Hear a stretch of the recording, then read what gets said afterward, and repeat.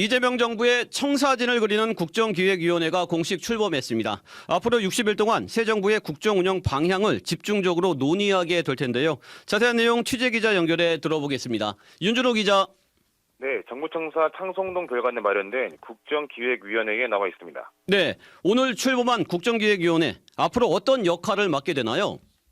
네, 통상 대통령이 바뀌면 대통령직 인수위원회가 구성돼 전임 대통령으로부터 인수인계를 받고 그러면서 새 정부의 국정 방향을 준비하게 되는데요. 네.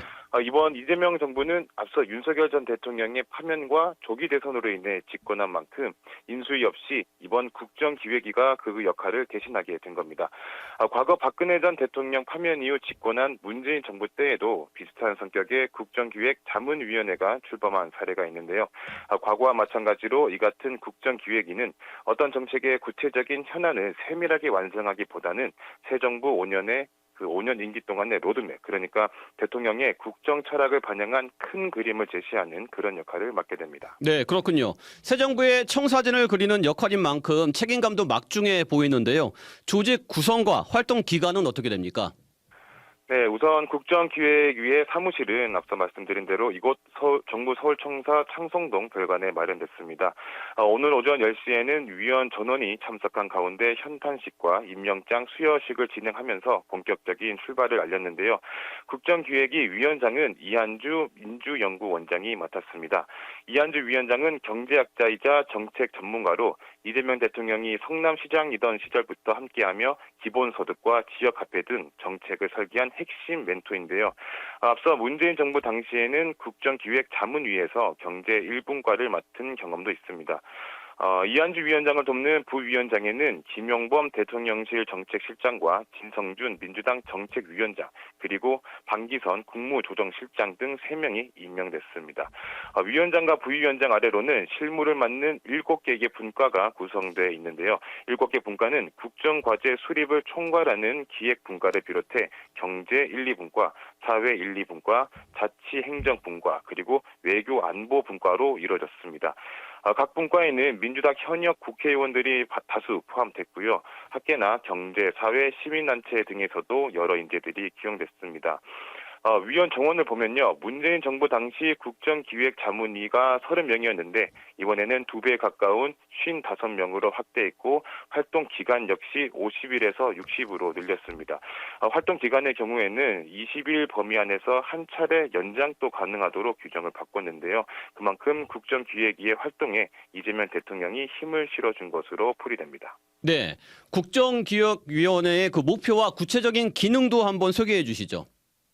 네, 앞서 잠깐 말씀드린 대로 국정기획위의 목표라고 하면 이재명 대통령의 국정 철학을 반영한 국정 운영 방향의 청사진을 제시하는 건데요. 간단히 말해 이재명 대통령의 대선 공약을 바탕으로 100대 국정 과제를 정리하는 조직이라고 보면 되겠습니다. 이를 위해 위원회에서 제시한 주요 임무는 2가지인데요. 첫 번째가 국정 과제의 우선순위 설정이고 다음은 정부 조직 개편 방안 수립입니다. 국정 과제의 우선순위를 정한다는 건 과제의 규모와 성격에 따라 단기 그리고 중장기 과제로 나눈다는 건데요.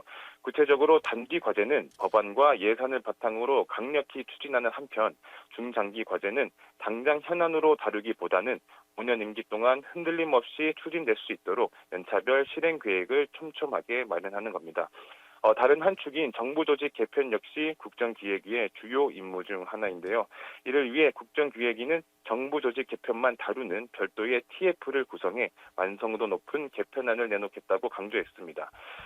정부 조직 개편은 지난 윤석열 정권의 문제로 지적된 과도하게 집중된 기능과 권한을 과감히 분산, 재배치하고 정부 효율성을 강화하는 방향으로 재설계한다. 이게 골자인데요.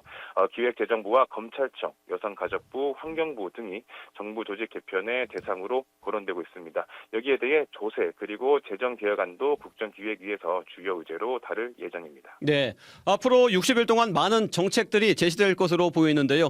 향후 국정기획위원회의 일정도 한번 짚어주시죠.